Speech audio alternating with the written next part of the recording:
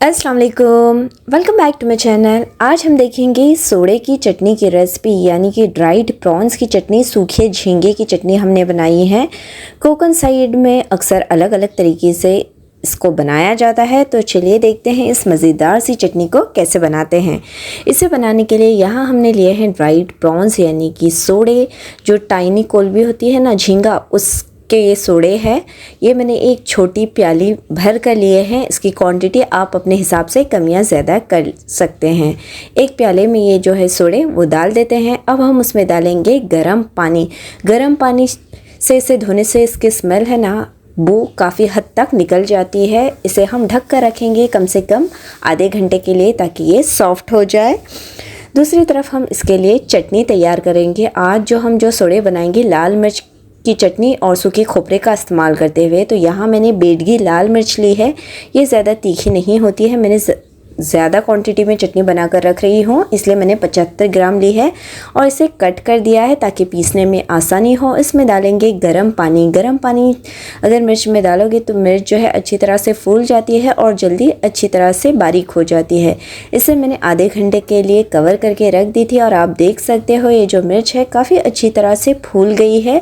इस तरह से जब ये सॉफ्ट हो जाती है तो पीसने में आसानी होती है। तो इन लाल मिर्च को पानी से अलग करके हम मिक्सर के पॉट में जो है वो डाल देते हैं। साथ ही मैंने 3 गड्डी लहसुन की साफ़ करके डाली थी और नमक टेस्ट के हिसाब से, और आधा कप के करीब हमने हरी धनिया भी शामिल की है। आप चाहो तो ज़ीरा भी इसमें डाल सकते हो। अब शामिल करेंगे पानी ज़रूरत के हिसाब का और इसे हम दरदरा सा पीस लेंगे। तो ये देखिए हमारी लाल मिर्च की चटनी जो है वो बिल्कुल बनकर तैयार है। अब जितनी ज़रूरत हो उतनी चटनी हम इसमें इस्तेमाल करेंगे। इसे एक तरफ रखते हैं और सोडे को भीगने रखे हुए भी देखिए आधा घंटा हो गया है और ये अच्छी तरह से फूल गए हैं, नरम पड़ गए हैं। अब इसे हम धो लेते हैं। इससे ना काफ़ी सारा गंदा पानी जो है वो निकल जाता है। तो ये पानी मैंने जो है वो निथार ली और दूसरा पानी शामिल किया है और इसे मसल कर जो है अच्छी तरह से धो लेंगे। आप देख सकते हो काफ़ी सारा गंदा पानी जो है वो निकल रहा है। इसी तरह से मसल कर हम इसे 4 से 5 पानी से अच्छी तरह से धो लेते हैं। फिर उसका पूरा पानी जो है हमने निथार लिया है। ये सोडे जो है वो बिल्कुल बनाने के लिए अब तैयार है। मिक्सर के पॉट में हमने ये सूखा खोपरा लिया है, उसे भी डाल देंगे। तो आधी नारियल की सूखी कवर का आधा हिस्सा लिया है, मीडियम साइज़ की कवर का आधा हिस्सा, और इसे भी हम दरदरा सा पीस लेते हैं कुछ इस तरह से।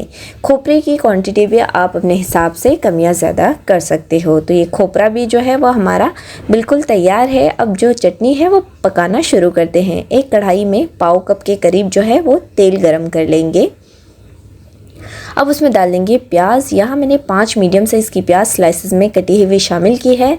हाई से मीडियम फ्लेम पर हम इसे सॉफ्ट होने तक जो है वो फ्राई कर लेंगे।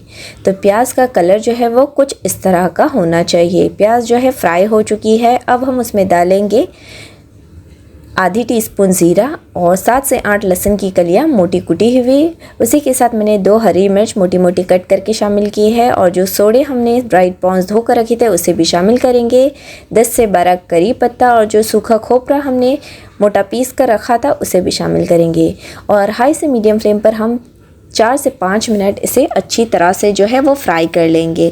इस तरह से जो है वो सूखे खोपरे की भी स्मेल निकल जाएगी और जो सोडे हैं वो भी अच्छी तरह से फ्राई हो जाएंगे। आप चाहो तो सोडे को पहले ही तेल में थोड़ा सा फ्राई करके भी इस्तेमाल कर सकते हो। अब उसमें शामिल करेंगे लाल मिर्च की चटनी जो हमने पीस के रखी थी। वो पहले मैंने 3 टेबल स्पून डाली है, अगर ज़रूरत पड़े तो और शामिल करेंगे। नमक टेस्ट के हिसाब का डालेंगे और इसे अच्छी तरह से भून लेंगे।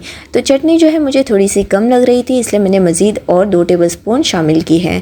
टोटल 5 टेबलस्पून लाल मिर्च की चटनी का इस्तेमाल किया है। चटनी की क्वांटिटी आप अपने हिसाब से कम या ज़्यादा कर सकते हैं। इसे अच्छी तरह से 5 से 7 मिनट फ्राई कर लेंगे, ऑयल सेपरेट होने तक। अब उसमें डालेंगे कच्चा आम खटास के लिए। अगर आपको पसंद ना हो तो स्किप भी कर सकते हो और अगर आम ना हो तो इमली या कोकम का भी इस्तेमाल कर सकते हो।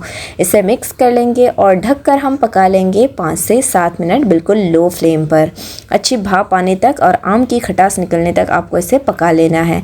7 मिनट तक मैंने इसे बिल्कुल लो फ्लेम पर पकाया। आखिर में हरी धनिया छिड़क देंगे और इसे अच्छी तरह से मिक्स कर लेंगे। तो ये मज़ेदार हमारी जो सोडे की चटनी है वो बिल्कुल बनकर तैयार है। इससे पहले मैंने और सोडे की रेसिपीज़ शेयर की हुई है, आप उसे भी फॉलो कीजिए। ये चटनी जो है वो काफ़ी मज़े की बनती है। अक्सर मेरी मम्मी अलग अलग तरीके से इसे बनाया करती थी। हमने इसे रोटी के साथ सर्व किया है। अगर आपको ये रेसिपी पसंद आती है तो ज़रूर ट्राई करना। चैनल को लाइक, शेयर और सब्सक्राइब करना ना भूलें, ताकि हमारी नई नई रेसिपीज़ और वीडियोस आपको मिलते रहें। इंशाल्लाह फिर मिलेंगे एक नई रेसिपी के साथ। तब तक के लिए इजाज़त चाहती हूँ। Take care. अल्लाह हाफ़िज़।